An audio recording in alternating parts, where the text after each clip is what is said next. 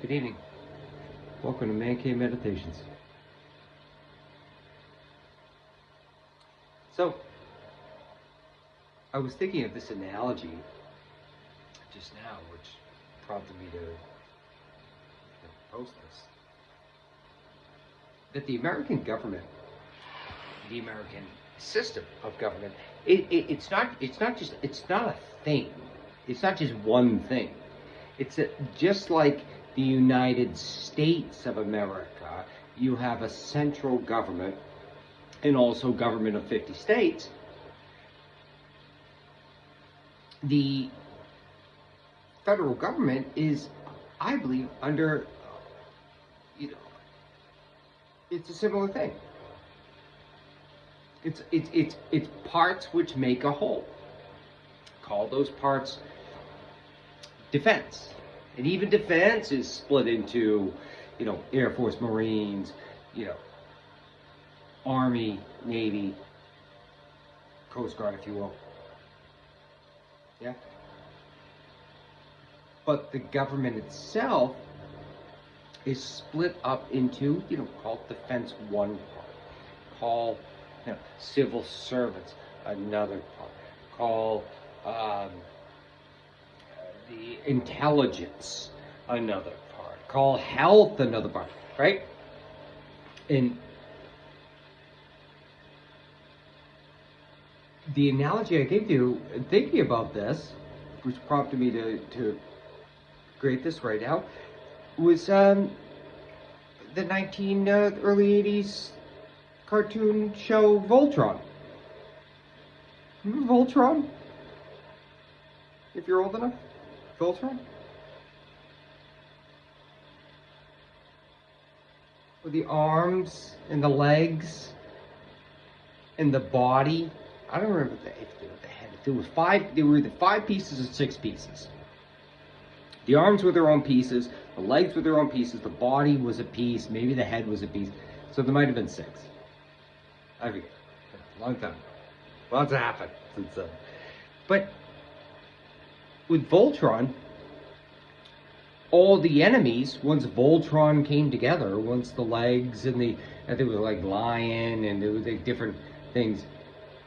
Once it came together, it was unstoppable. And the enemies, they feared Voltron. Well, I feel like we're, in a way, the United States is in a way like a Voltron. Except now, a Voltron where all these parts come together and, create the whole. But now, I feel like we could have a situation in the near future where Voltron is missing a leg. The intelligence is out the window, whatever. Tells you there, who the fuck knows. Defense out the window, that's the head and the body. Well, civil service is the head. Anyway, any of these parts, you could have Voltron like limping on one leg or trying to just swing one arm. It doesn't work without the whole. And I feel our adversaries are viewing this moment of potential weakness. We view it, or the tendency rather, I'm not saying there aren't people who do, but the tendency is to view it from within. Like, this is our thing that's going on, right? This is our issue. But when you're the top of the food chain, everything else wants to bring you down. Have what you have the power you have. So our adversaries must be looking at us at this time, just licking their lips to a degree.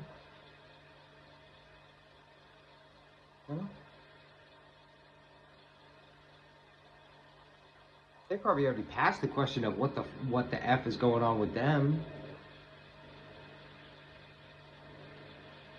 That was November 5th. Now it's like, wow. They're right for the taking.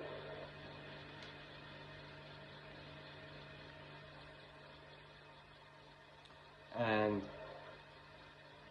I'm not saying we're going to get invaded. I'm not saying anything like that, but we are under this coming administration, and Biden and the administration, if they had their faults, foreign policy, Afghanistan was a fuck.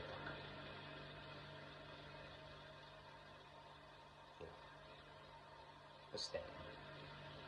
But overall, history, I believe, will judge his 4-year presidency as a foreign policy victory.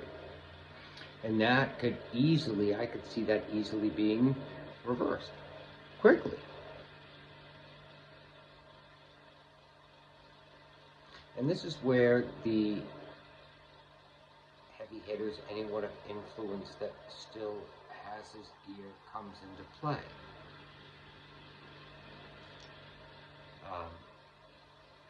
If there are any such, but it is funny, this recent win by Congress, when they just turned this bill around, on its head rather, the new bill, after the one that they tanked. It was like 38 Republicans, House Republicans voted it down, and good for them. For whatever reason, I don't care what the reason is, you did. It's the right thing to do. So good for you, and good for the country, and good for the free system of balanced government that we are supposed to and are ever endeavoring to be.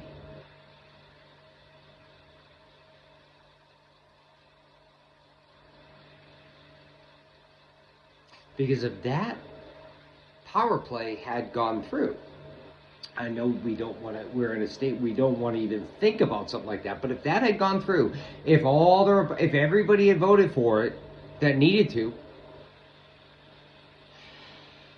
and that passed, 1,500 pages to 100 pages, kind of, all the child cancer research, whatever they did. I just said the principle of it. That a billionaire can simply send a text and change the course of government. South African. Then we're in big trouble.